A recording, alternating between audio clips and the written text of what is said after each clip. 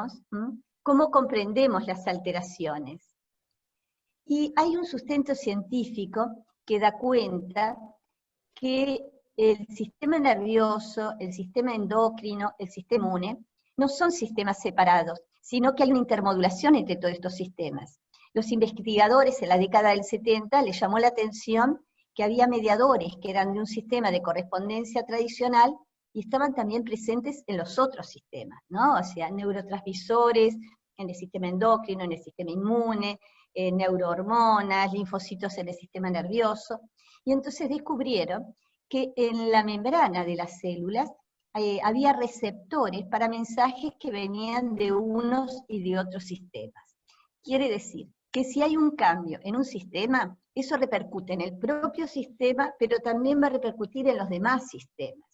Y eso realmente es lo que vemos en la vida cotidiana. Nosotros estamos mal anímicamente, estresados o angustiados, con estados de ansiedad o depresión, y empezamos a tener manifestaciones, un herpes, o se nos bajan las defensas, tenemos fiebre, tenemos gripe, y a la inversa, hay cambios hormonales que inciden en el estado anímico, el estado premenstrual o X estado hormonal, y así en cambios entre todos los sistemas. En el sistema nervioso un cambio repercute a nivel de la memoria, de la atención, de las cogniciones, pero también en nuestras hormonas y en el sistema inmune.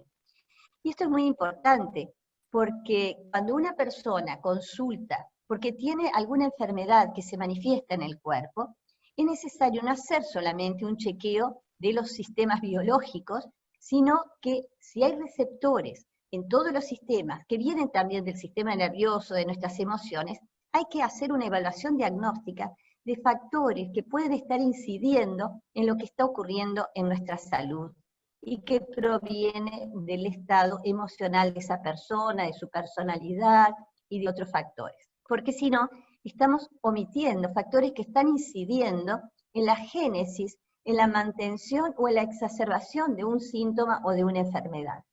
Y al no ser diagnosticados, tampoco son tratados. Entonces, esto ha llevado a un cambio, que ya no hablamos de que hay enfermedades psicosomáticas y enfermedades no psicosomáticas, porque el ser humano siempre está conectado, su psique, su cuerpo, y siempre además está conectado con un entorno. O sea, no son sistemas, no es una neuroinmunoendocrinología, sino que constantemente estos sistemas están recibiendo el impacto, el influjo de estímulos que vienen del exterior, de lo físico-ambiental, de lo sociocultural, de lo socioafectivo, y también estímulos interiores, ¿no? Ya sea de algunas alteraciones en nuestro organismo, como de nuestros pensamientos, ¿no? Entonces, por eso es una psiconeuroinmunoendocrinología.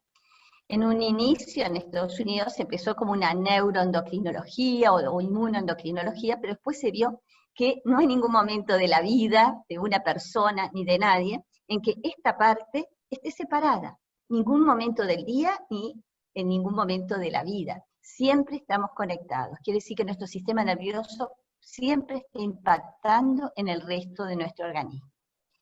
Y además la psiconeuroinmunología se nutre o se apoya a nivel de paradigma, del paradigma de la complejidad que fue expuesto por Edgar Morin, que Edgar Morin fue un genio realmente, incursionó en biología molecular, en etología, en educación, en un montón de disciplinas. Él nació en 1921 en París, estuvo en Uruguay justamente hace unos años, yo pude ir a verlo, que lo había traído en la Facultad de Derecho y la Embajada de Francia, y realmente aportó a que tomemos conciencia que todo está conectado con todo. Y si lo sabremos ahora, que con lo que estamos viviendo, como lo físico-ambiental, el ambiente, la globalidad, cómo hay conexiones que son ineludibles. Estamos siempre conectados con todo. Y esto se apoya también en la teoría general de los sistemas, expuesta por von Bertalanffy, que para los psicólogos ya es muy conocido, pero donde hay una serie de principios que son importantes. Porque entre los principios que trae la teoría de los sistemas, además que si cambia un elemento de un sistema, cambian los demás, están los principios de finalidad, que uno puede llevar equifinalidad y multifinalidad. Dos personas que nacen en un mismo hogar, en condiciones muy semejantes, Sin embargo, pueden tener un recorrido a lo largo de su vida que lleve a resultados muy disímiles. Una tener mucha salud y la otra tener un proceso de enfermedad. Es decir, que partiendo de iguales condiciones, según lo que va aconteciendo, eso vamos a ver que la epigenética, se pueden gestar otras condiciones adversas o saludables. Y al revés, personas que nacen en hogares muy disímiles, alguien en un hogar muy adverso y otra en uno muy saludable, sin embargo, a partir de lo que siga transcurriendo a lo largo de su vida, también pueden llegar a un mismo resultado o a diferentes resultados. Es decir que no estamos determinados, vamos a ver, ni por los genes, ni por nuestras experiencias tempranas. Siempre estamos continuamente recibiendo estímulos porque somos sistemas abiertos y eso va teniendo un impacto que va generando nuevas plasticidades. Ahora después vamos a desarrollar más esos temas. Y el otro paradigma del cual se apoya la psiconeuroinmunología es la teoría del caos, de Ilya Prigogine, que realmente es fascinante lo que ha aportado Ilya Prigogine con la teoría del caos de los sistemas dinámicos. Él fue premio Nobel en 1977. Pero realmente él ha aportado a que tomemos conciencia que no podemos hablar de certezas pronósticas en sistemas abiertos como lo es el ser humano. Hablamos de probabilidades, ¿no?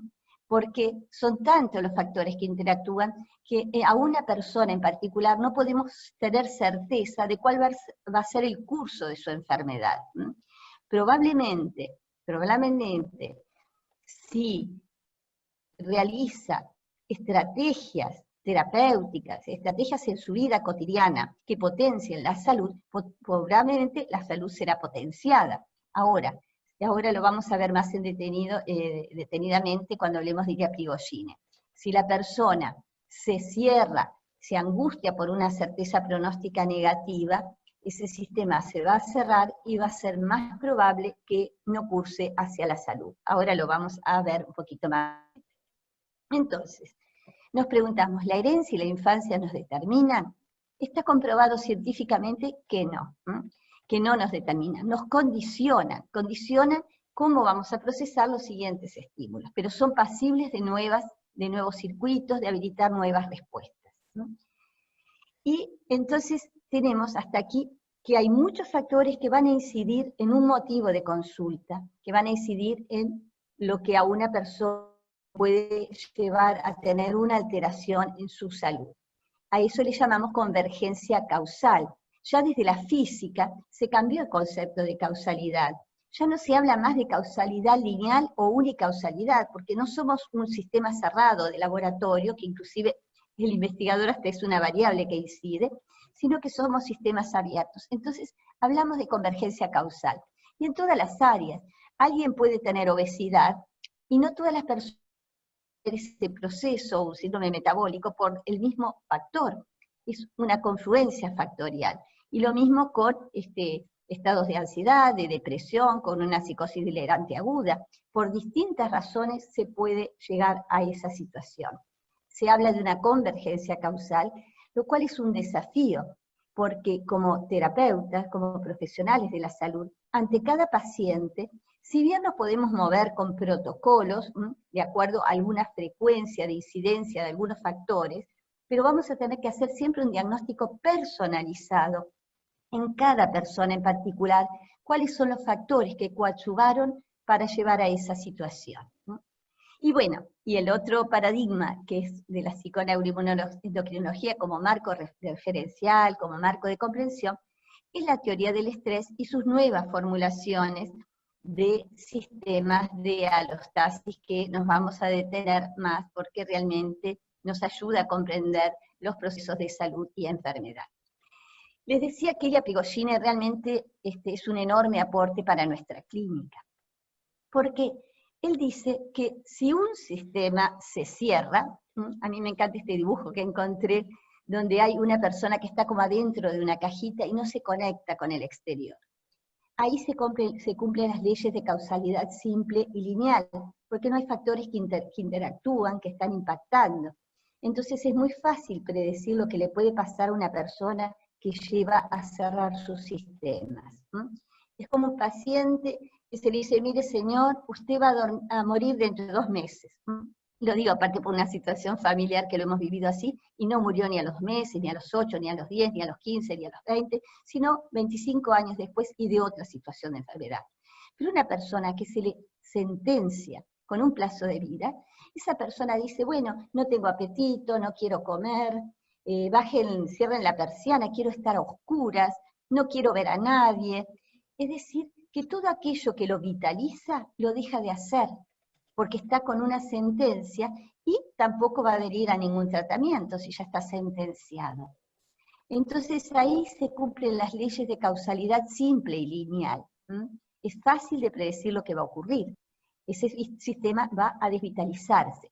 Por el contrario, si ese sistema se abre y empieza a incorporar estímulos desde lo médico, desde lo psicoemocional, desde lo físico-ambiental, que ayudan a potenciar su salud, bueno, no tenemos certeza de lo que va a ocurrir, pero sin lugar a duda que va a acercarse más a la salud que si no lo hiciera, porque va a ir potenciando la salud. Y realmente a veces nos sorprendemos de las cosas que se pueden lograr. Nosotros hace muchísimos años, desde el año 95, trabajamos, por ejemplo, en oncología, y hemos visto situaciones que realmente nos sorprenden porque confirman justamente lo que plantea Ilia Prigogine, de cómo se puede lograr potenciar la salud, que existe plasticidad y psiconeuroinmunoendocrina plasticidad y toda la vida. Hay que darle las condiciones, no es compensar en positivo y ya está.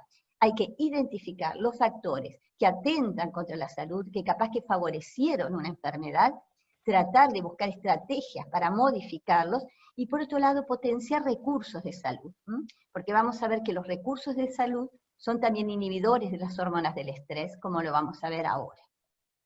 Entonces hay que diferenciar lo que es un diagnóstico de lo que es un pronóstico. El diagnóstico sí, la persona tiene derecho a saber lo que le ocurre, a buscar estrategias para modificarlo. Pero el pronóstico lo hablamos como probabilidades, nunca con certezas, y la esperanza, la expectativa futura positiva, es un factor que impacta a nivel del sistema nervioso e impacta en toda la red psiconeuroinmunoendocrina. Entonces, cuanto más variables podamos medir, vamos a tener más predicciones de probabilidad. Y en esta visión multidimensional que plantea la psiconeuroinmunología, tenemos que tener en cuenta además dos cosas: lo diacrónico y lo sincrónico. ¿Qué significa esto? Lo sincrónico es lo que le está pasando hoy, aquí, ahora a esta persona, cuáles son sus circunstancias presentes. Y lo diacrónico es lo evolutivo. O sea, hay un síntoma que es síntoma de una historia.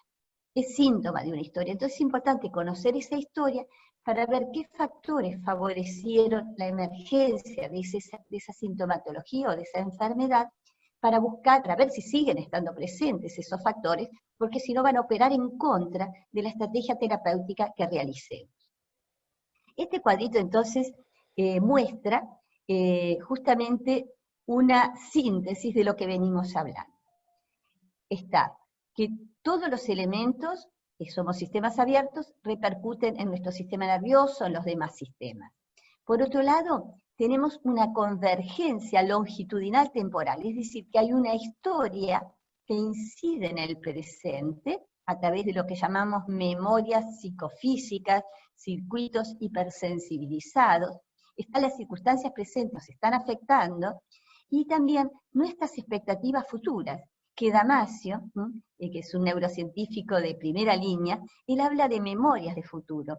Porque cuando nosotros tenemos una expectativa futura, en el momento que lo estamos pensando, imaginando, estamos liberando una cascada neuroquímica que está dejando circuitos activados, es decir, está dejando memorias que después van a facilitar posteriores respuestas, sobre todo si eso se repite, se da como un aprendizaje de responder de esa manera.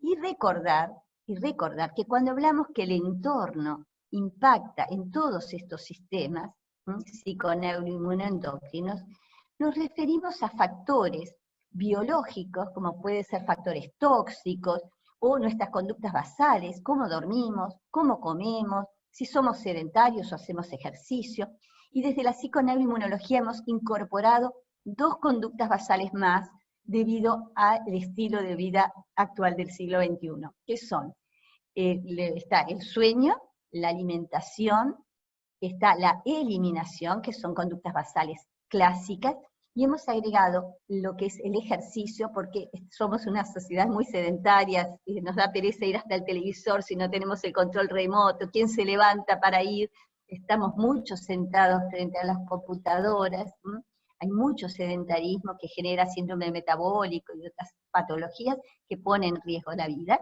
Y la otra que hemos agregado es la relajación, porque realmente tenemos una hiperactivación de nuestro sistema nervioso, ¿no? Tenemos tantos estímulos simultáneos, abrimos internet, tenemos 300.000 mails para evacuar y pasamos de una sensación de sorpresa a una sensación de impotencia, yo no voy a poder con tanta hiperestimulación. Entonces, esa hiperactivación del sistema nervioso tiene repercusiones en todo el resto de la red psiconeuroinmunoendocrina. Entonces, el buscar herramientas para detener un poco esa activación, el que pueda hacerlo en forma natural, como se ha hecho desde la antigüedad, escuchando el sonido de un arroyo, el ruido de las palomas, el sonido del mar, buenísimo. Pero si no, hay que buscar estrategias para poder hacer técnicas de relajación, o de meditación, o de mindfulness, algo que de alguna manera permita desactivar ese sistema nervioso que tiene repercusiones nocivas cuando está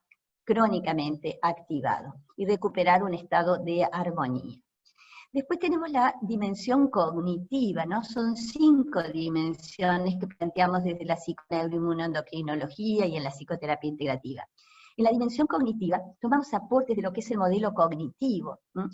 En donde sabemos que todos nuestros pensamientos, nuestras creencias, producen un estado emocional y eso repercute en conductas. Y desde la psiconeuroinmunología sabemos que son conductas psicosociales, externas, que lo vemos hacia los demás, pero también conductas psicofísicas, que es esa cascada neuroquímica acorde a nuestros pensamientos y a nuestras emociones, que generan estados de ansiedad, de angustia o de alegría. Va a ser diferente. Después tenemos la dimensión psicoemocional vincular, que se refiere a cómo son nuestros vínculos afectivos, nuestras relaciones sociales, laborales, nuestras relaciones afectivas, y también nuestra personalidad que se ha ido constituyendo a lo largo de la vida en relación a un entorno. Todos formamos nuestra personalidad en relación a un entorno, en base a cómo ese entorno ha ido respondiendo también a nuestras manifestaciones. Por ejemplo, un chico que está en un hogar donde hay mucha discordia, por ejemplo, mucha hostilidad, y el chico se manifiesta de igual manera y dice cállense y grita de una manera muy agresiva, y el entorno responde acatando y se calla, ese chico, por ejemplo, aprende que a nivel de su personalidad está bueno ser agresivo, le da resultado, y después lo va a replicar, por ejemplo, en la escuela. Ahora, si un chico hace eso, y en el entorno, al contrario, lo castiga, ese chico aprende que más vale pasar inhibido, desapercibido, y aprende lo que es la inhibición y la evitación. Capaz que otro chico, ante esa situación adversa, va y busca ayuda en otro adulto, en la señora que vive al lado, en la abuela, y entonces aprende que el buscar ayuda es una buena estrategia. Es decir, que nuestra personalidad también se va conformando por las experiencias que vamos viviendo a lo largo de la vida, pero también cómo el entorno, sobre todo el entorno significativo, más cercano, responde ante estas manifestaciones de defensa. Entonces vamos a indagar también en la dimensión psicoemocional los factores de estrés agudo, crónicos o traumáticos que ha habido a lo largo de la vida, pero también las defensas y los afrontamientos que la persona ha ido implementando, porque todo eso tiene un correlato de funcionamiento biológico también, y incluso se ha asociado algunos funcionamientos más hiperactivados, con, por ejemplo, patologías cardiovasculares, o funcionamientos más sobreadaptados, más inhibidos, con el cáncer. O sea, nunca en forma lineal, porque siempre tenemos que ver en cada persona. No hay una linealidad que porque tal persona tiene tal emoción, tiene tal patología. Eso no existe. Sí, lo que hay es que un funcionamiento más hiperactivado se corresponde también con determinada activación biológica que puede poner en riesgo determinados sistemas. o lo que es más hipoactivo, también puede tener sus secuelas e impacto en otros sistemas, pero son como líneas generales para indagar en cada persona en particular.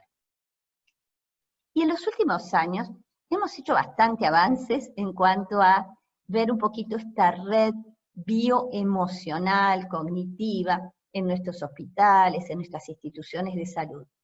Pero aún falta más, falta incorporar también lo que es el impacto de la dimensión socioecológica y la dimensión espiritual.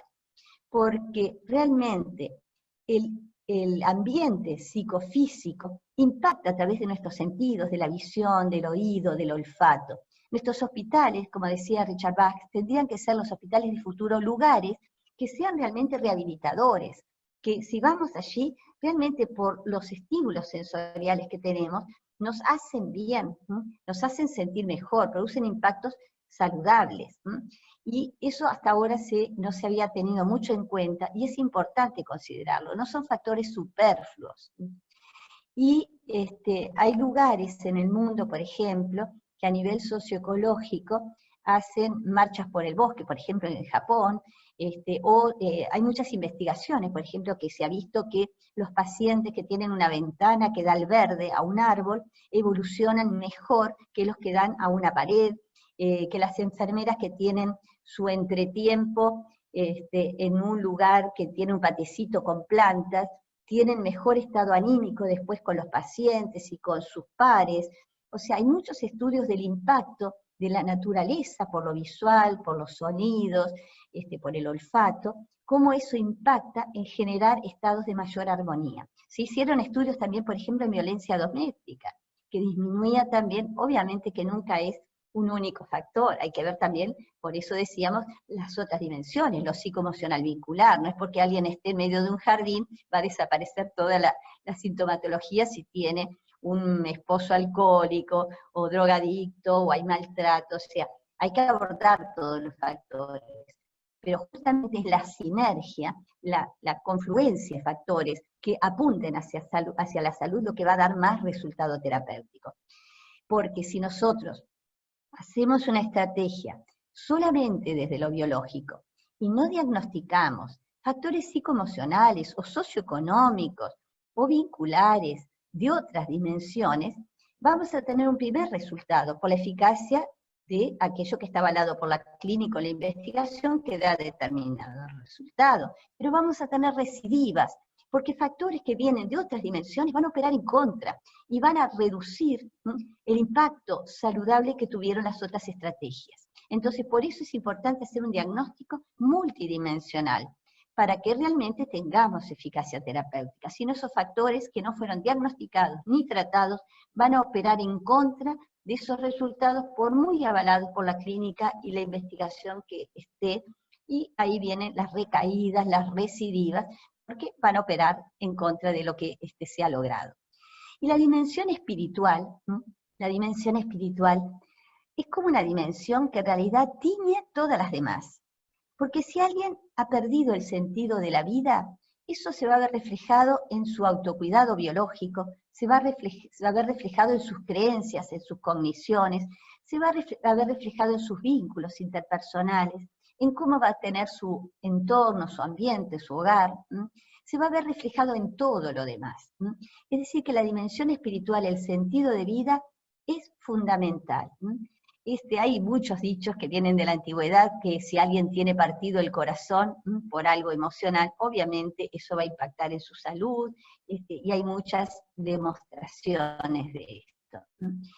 Y además, los valores, porque si alguien está embargado por el odio, por el resentimiento, eso produce también la misma cascada neuroquímica del estrés que por otras razones.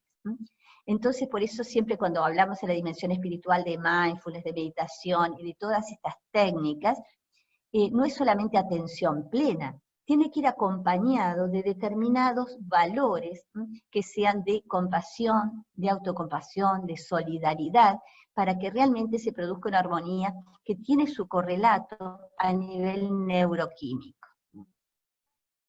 Bien, entonces, esto que estamos hablando de una manera un poco más coloquial, para decirlo de alguna manera, está avalado por numerosas investigaciones. Solomon y Moss, Besedowski, que es argentino, lo tuvimos en un congreso de psiconeuroendocrinología hace un par de años, Robert Eider. Bueno, hay muchos autores que demostraron todas estas intermodulaciones y la incidencia de los factores psicoemocionales y psicosociales en la respuesta inmunitaria. Hubo ya una webinar con Marianela Castés, que realmente es un referente que tenemos en la psiconeuroendocrinología respecto al funcionamiento del sistema inmune y estas relaciones de las emociones y del sistema nervioso con la inmunidad. Concluyendo, desde la psiconeuroendocrinología planteamos que, como postulado en el abordaje de motivos de consulta nutricionales, médicas, en psicoterapia, en cualquier ciencia de la salud, indagar respecto a muchos factores, desde muchas dimensiones, pero también la convergencia temporal, la historia, las circunstancias presentes y las expectativas, pero el paciente ya desde la primera consulta tiene que saber, y se lo explicamos, porque el conocimiento científico no es para quedarse a nivel de los científicos, es para compartirlo con la población. Tiene derecho a conocer los avances científicos, tiene derecho a conocer las relaciones entre los sistemas, y tiene derecho a saber que existe una neuro y una nieplasticidad. Pero para que esto se dé, hay que darle las condiciones para que eso transcurra hacia algo saludable. Y una de las condiciones es hacer una buena evaluación diagnóstica. Y vemos lo que es la cascada del estrés. Decimos que las respuestas de estrés se producen por insatisfacción de necesidades. Las necesidades humanas pueden ser violadas o atentadas por carencia, por demasía o por inadecuación. Para ponerlo en algo fácil, por ejemplo, una necesidad humana es la nutrición, la alimentación. Ahora, una carencia alimentaria, el organismo lo vive como un factor de estrés, porque está atentando contra sus necesidades. Pero una demasía, una persona que come compulsivamente, una hiperfagia, también es interpretado como una insatisfacción de necesidades, porque corta con ese equilibrio necesario para el bienestar. O la inadecuación, comer mal o en forma inadecuada. Y lo mismo a nivel afectivo.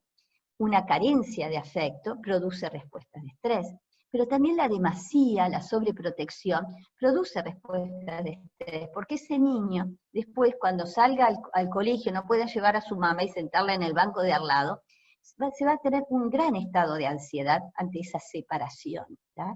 Porque no va a estar ejercitado en autoabastecerse, en poder él mismo resolver las situaciones, y va a producir respuestas de estrés. Es decir, que la demasía también es insatisfacción de necesidades, también en lo emocional. O la inadecuación, alguien que está en vínculos totalmente frente a una gran incertidumbre, que a veces responden de una manera, a veces de otra, es decir, por ejemplo, una mamá bipolar, etc. Entonces, todo eso produce respuestas de estrés. Que las respuestas de estrés en realidad son respuestas adaptativas ante los estímulos que recibimos cotidianamente. El problema es cuando eso se cronifica y se transforma en distrés o estrés negativo. Pero cierto grado de eustrés o estrés positivo es necesario para la vida, como la sal de la vida. Pero el estrés negativo, esta cascada neuroquímica que se producía y después se recuperaba una homeodinamia, antiguamente se decía homeostasis, pero no volvemos a la misma situación, siempre es dinámico, por eso hablamos de homeodinamia. Hay fallas en esos mecanismos de regulación y no se recupera la homeodinamia por esa saturación que se produce de esa cascada continua de las respuestas de estrés, que, para recordarlo, tiene dos ejes. Un eje que es del sistema neurovegetativo, que lo vemos más fácilmente, porque cuando alguien está con la pupila dilatada le decimos, ¿qué te pasa? ¿Estás estresado? ¿Estás mal? Porque tenemos midriasis, que se dilatan las pupilas, del locus coeruleus se libera noradrenalina, eso impacta la glándula adrenal a nivel de la médula, se libera adrenalina, que es un inhibidor de nuestro sistema inmune, es decir, que por esta vía hay una inhibición del sistema inmune cuando esto se cronifica. Pero también hay otro eje, que no lo vemos, pero que también ocurre, que es el eje corticolímbico, porque nosotros evaluamos a ver si algo es dañino, es peligroso, si estamos en alerta, hay una evaluación corticolímbica, hipotálamo, donde se libera la hormona liberadora de corticotrofina, el CRH, hipófisis, donde se libera el ACTH, la hormona corticotrófica, y eso impacta en la glándula adrenal a nivel de la corteza de la glándula adrenal, y es otro poderoso inhibidor del sistema inmune. Es decir, que por los dos ejes, nuestras defensas, nuestro sistema inmunitario se ve afectado. Y fíjense que normalmente ante respuestas de estrés comunes, y bueno, esto hay una cascada de los dos ejes, pero se recupera la homeodinamia, la homeostasis. Hay un aviso a nivel central y se frena la liberación de sustancias. Pero cuando hay una cronicidad, la persona sigue viviendo infeliz, mal, o con situaciones adversas, o durmiendo 3 horas, comiendo mal, no tiene nada de relajación, no para su activación, es sedentario, si sigue activando todos estos sistemas, esa cascada continua de sustancias produce lo que se dice una saturación de los receptores, fenómenos de downregulation. Entonces hay fallas en estos mecanismos de regulación. Y a veces puede haber o una liberación desmedida de sustancias o un freno en exceso. Eso lleva, además de otras razones, a que a veces, por ejemplo, una depresión, que se produce cuando hay una fase de agotamiento de estos sistemas, puede cursar con hiperfagia o con anorexia, con insomnio o con hipersomnia. Y puede haber una enfermedad con una inhibición del sistema inmune, como es el cáncer, o con una exacerbación del sistema inmune, como son las enfermedades autoinmunes, el lupus eritematoso sistémico, artritis reumatoidea y otras enfermedades autoinmunes.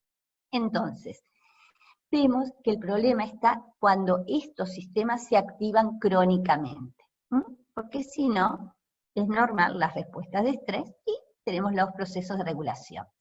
Y cuando se activan crónicamente, se afectan otros ejes. Se afecta el eje tiroideo, el eje gonadal, el nivel de glucosa en sangre, además de las conductas basales y otros sistemas. Pero alguien por estrés crónico puede debutar con un hipotiroidismo, por ejemplo, o con diabetes. Todos conocemos situaciones que luego de situaciones de estrés crónico, debutan con la diabetes. Pueden tener capaz que antecedentes genéticos, pero podrían haber quedado silenciados toda su vida y no expresarse.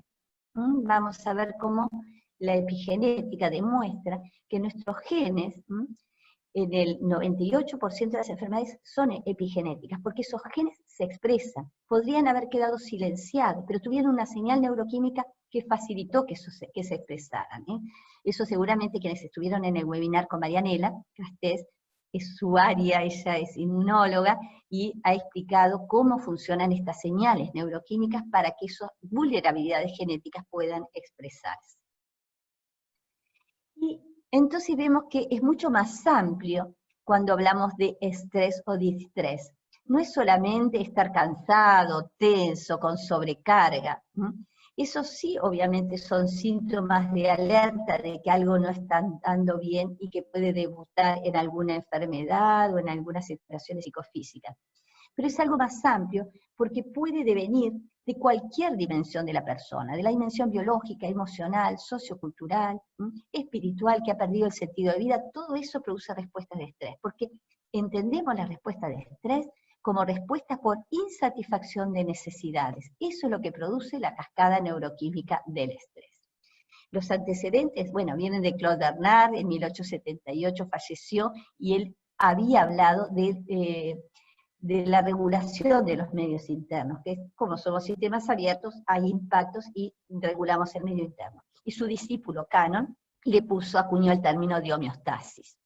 Y después Hans Selye fue el que desarrolló la teoría del estrés en el 36, viendo cómo con el laboratorio animal a las pobres ratitas las ponía al frío, las ponía al calor, les hacía un montón de cosas y veía cómo terminaban con una úlcera duodenal.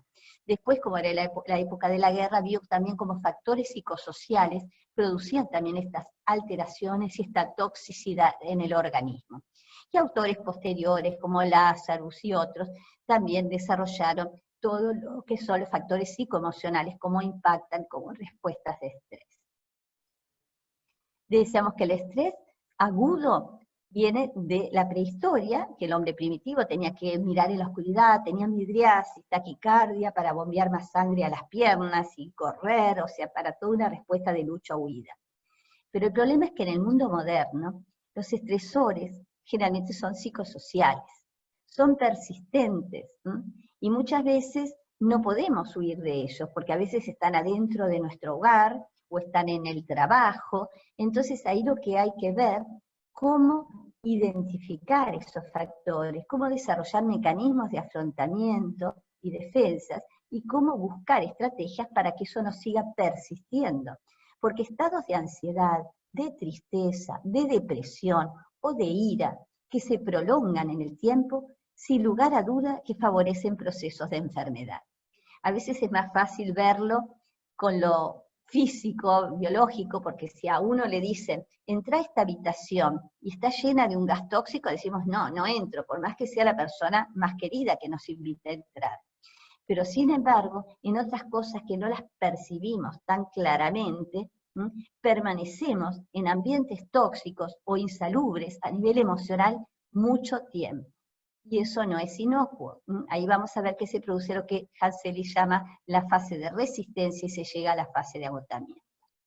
Esto no nos vamos a detener porque ya todo el mundo lo conoce, todo lo que se produce con la activación de lucha-huida, aumento del flujo sanguíneo, taquicardia, broncodilatación, y hay una disminución de la motilidad digestiva, un cierre de los esfínteres, y se inhibe la alimentación y la reproducción, porque en el momento de huir no es bueno momento para hacer esas cosas, ni para comer, ni para estar con un otro. Y en el estrés crónico, ahí hay manifestaciones que ya se muestran más. Desequilibrio emocional, la persona ya está irritable, o está mal, o ansioso, callada, deprimida, dolores, problemas digestivos, y realmente cuando eso se prolonga durante meses o años, realmente se producen enfermedades de mayor gravedad, porque aumenta el catabolismo, la degradación de los nutrientes para extraer energía, hay una pérdida de masa muscular, hay una degradación del colágeno, ¿no?, que se manifiesta en la piel, retardo en la cicatrización, disminución de los linfocitos T, B, macrófagos, etc. Hay más infecciones. Se afecta el hipocampo, la zona de la memoria, la hormona de crecimiento y la prolactina, que en el estrés agudo aumentan, en el estrés crónico disminuyen, y son hormonas que realmente tienen que ver la hormona de crecimiento con el bienestar. La hormona de crecimiento es una hormona que tiene muchos factores benéficos, y se ve disminuida en el estrés crónico. Y también, como decíamos, la tiroides, por ejemplo. Entonces, cuando nosotros evaluamos factores que pueden producir respuestas de estrés, y bueno, hay que saber que hay cosas que tienen un potencial estresor o un potencial traumático. Hoy, incluso en la nomenclatura en psiquiatría, se está cambiando, en vez de hablar de estrés traumático en cuanto a que hay factores que son estresores, se dice que son factores disruptivos, pero la respuesta de que produzca un trauma va a depender de la interacción con el sujeto. Algo no es traumático por sí mismo, es el efecto en ese vínculo con la persona lo que produce un trauma, ¿no? O sea, algo puede ser disruptivo, pero el efecto traumático va a depender de muchos factores, o el efecto estresor, de las características del estímulo, obviamente, porque va a importar la calidad del estímulo, sus cualidades, sus características, la intensidad, la frecuencia en donde uno se expone a eso, y la cronicidad, la permanencia de ese estímulo adverso. Pero también va a importar las características del sujeto, en cuanto a sus recursos y a sus vulnerabilidades, que vienen por su historia, que la historia va generando lo que nosotros llamamos una metaplasticidad, es decir, la plasticidad que siempre hay, porque todo estímulo produce un efecto, opera sobre una metaplasticidad, es decir, sobre un bagaje de conexiones recientes y anteriores desde el cual se va a procesar el siguiente estímulo.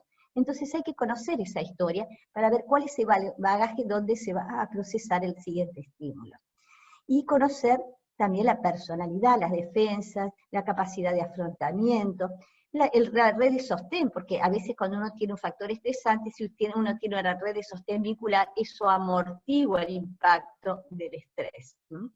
Entonces, todas esas cosas hay que evaluarlas. Y las circunstancias temporales y espaciales. Es como ahora, frente a este factor patógeno que nos está afectando a todos, del coronavirus, importan todas estas cosas, las características del estímulo, la frecuencia con que uno se esté, o la cronicidad que tenga de permanencia en contacto, va a importar las características, las defensas de cada sujeto, aquellos que tienen enfermedades previas o mayor vulnerabilidad van a tener un impacto diferente, y las circunstancias temporales y espaciales, porque va a importar la franja etaria, la edad que se tiene, y eso pasa con cualquier estímulo estresor. Y Hanselli habla de 3 fases, que es bien interesante ver esto, porque él dice que hay una fase de alerta o de alarma, que muchas veces lo desoímos eso.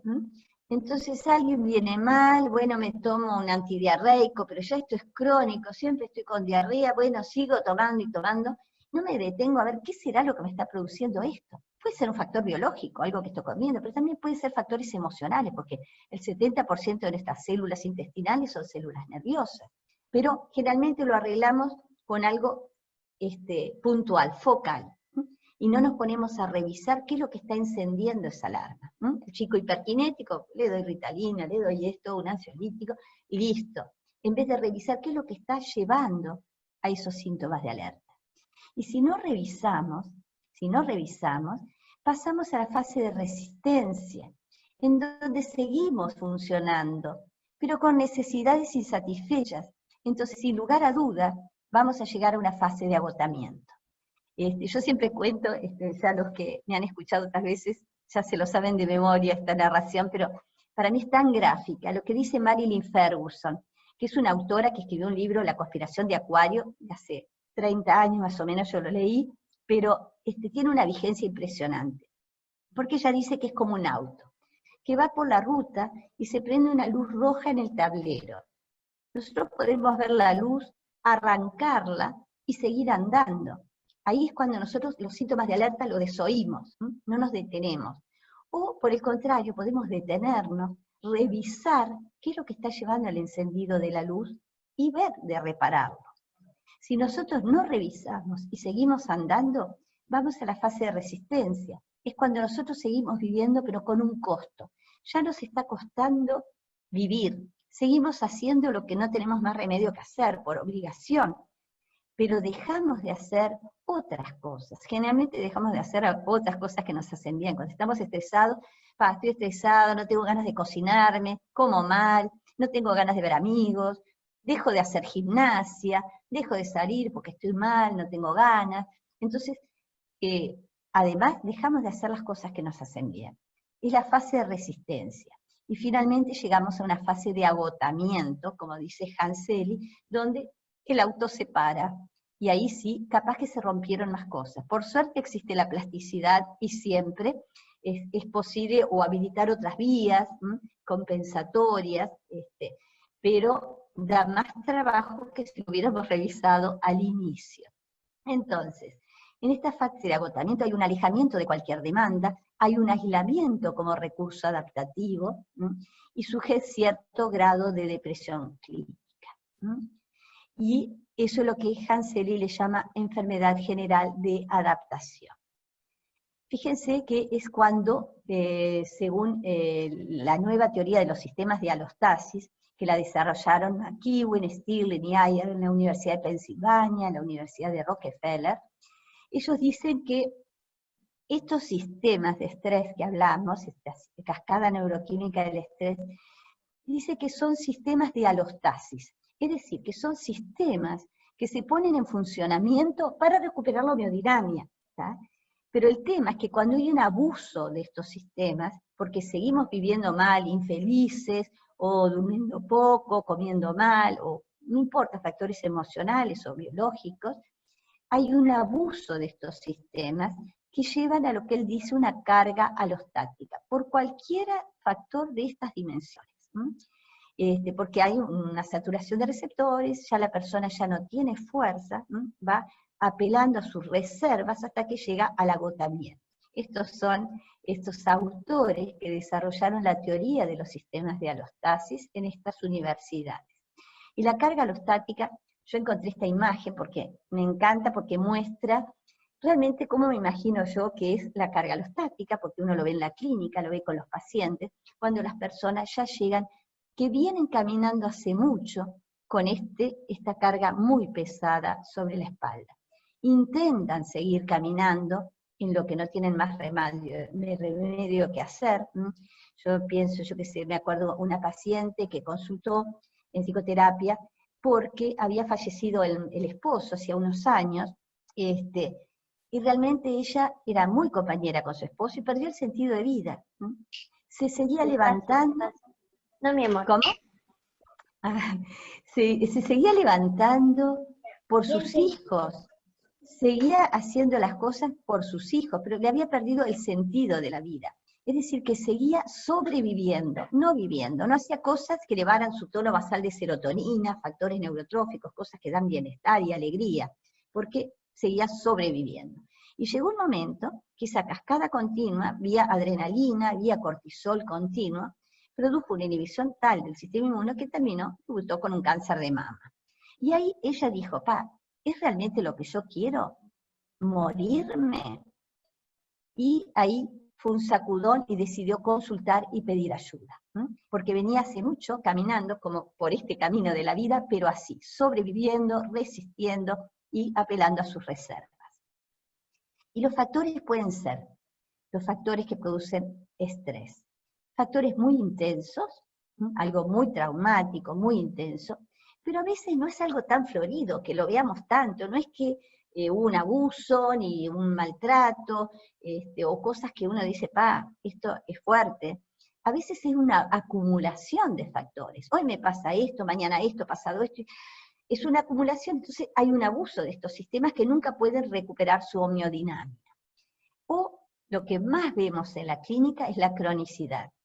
Y nosotros van a ver que hacemos una línea de la vida y lo marcamos con una llavecita, signo crónico, y entonces uno ve, esta persona crónicamente viene viviendo infeliz, mal, con esta cascada neuroquímica del estrés.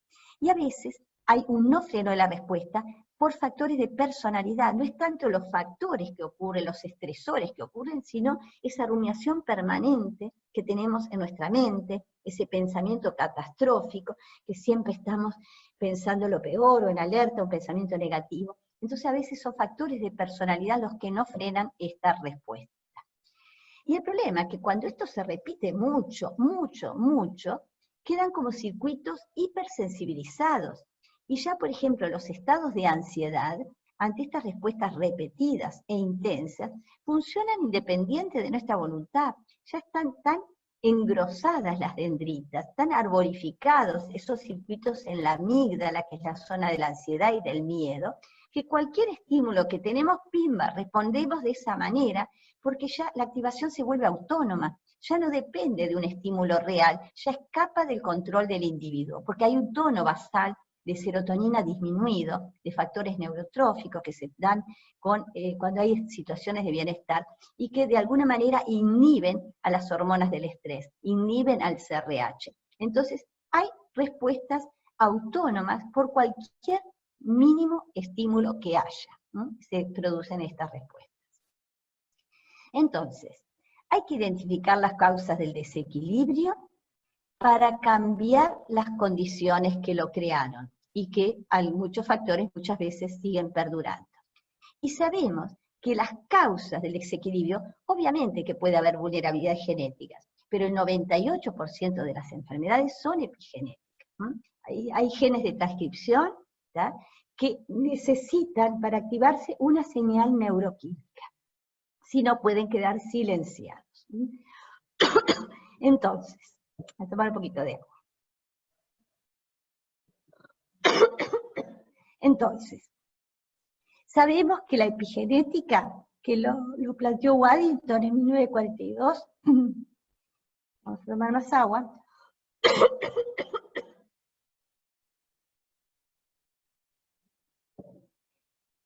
Sabemos que necesita una señal para expresarse. Si esa señal no se da, pueden quedar silenciados. Entonces no son determinantes. Y también las facilitaciones pueden deberse a circuitos por experiencias tempranas. Por ejemplo, neuronas que se activan juntas establecen lazos de conexión. Esto lo descubrió Donald Hebb en 1949.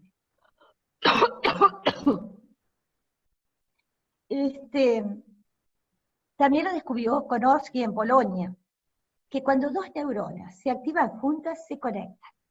Y si esto se repite, establecen lazos de conexión o memorias a largo plazo. Se les llama redes hebbianas.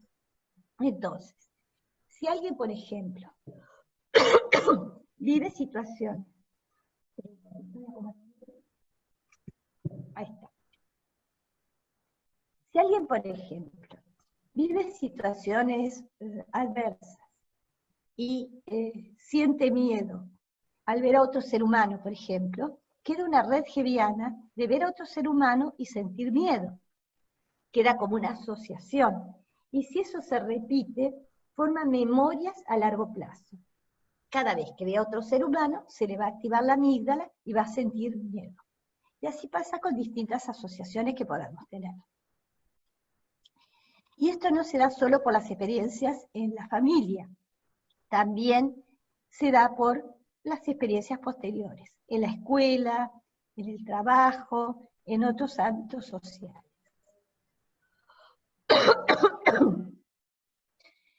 Por ejemplo, se vio que niños en situaciones traumáticas tenían una actividad de la hormona liberadora de corticotrofina, del CRH, y también ante pérdidas o separaciones parentales. Hay mayor sensibilidad en los receptores y puede haber episodios depresivos por asociación. Puede haber pérdidas de neuronas, una poda neural, retraso en los procesos de mielinización, de factores neurotróficos, una inhibición e hipersensibilización de respuestas. Pero la buena noticia es que una experiencia que hizo Mine, y el grupo de Mine es un grupo de investigadores, ellos vieron que separaban ratitas a los 10 días de nacer, y veían que pasaba todo esto, que aumentaba el CRH, el ACTH, pero, y lo contrario, con las que tenían, eran acicaladas, lamidas, que eran cuidadas. Pero lo que vio el grupo de Mine, que las ratitas que habían tenido malas madres, que no las cuidaban, después si las ponía con buenas madres, se asemejaban a las que siempre habían tenido buenas madres. Quiere decir que no estamos determinados ni por los genes, como decíamos, son vulnerabilidades, pero no tienen por qué expresarse si no hay una señal que lleva a que se expresen, que puede ser por el estrés crónico, pero tampoco estamos determinados por las experiencias de infancia. Estas ratitas después tuvieron buenas experiencias y como que se van debilitando los circuitos anteriores, se van empobreciendo. Y es importante saber que hay memorias que son conscientes, con procesamiento cortical a nivel de la corteza, pero hay estas memorias que no son conscientes.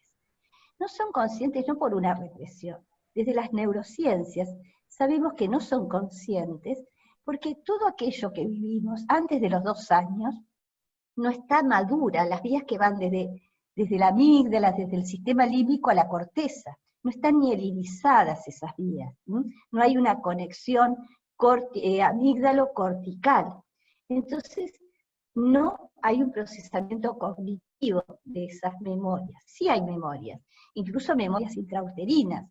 Sabemos, por ejemplo, que la carencia alimentaria, de oxígeno, el estrés materno, un 10% del cortisol materno, atraviesa la barrera de protección fetal, una enzima que protege, la atraviesa y llega al feto y genera un fenotipo vulnerable CRH, es decir, una facilitación de expresar ese gen. Ese chico nace más ansioso, por ejemplo. Entonces, hay memorias, incluso intrauterinas, pero esas memorias, no hay lenguaje todavía hasta los 2 años para ponerlas en palabras, y no está madura la corteza como para poder procesar eso cognitivamente. Entonces son memorias emocionales no conscientes, porque no hay lenguaje y no están maduras las vías para concientizarlo. Posteriormente, sí, empezamos a poner palabras a las emociones, y siempre a través de un otro. Hay una madre o alguien del entorno que ayuda a discriminar emociones. ¿Estás triste o estás enojado? ¿Estás contento? Es decir, ayuda a poner palabras a las emociones y a procesarlo cognitivamente.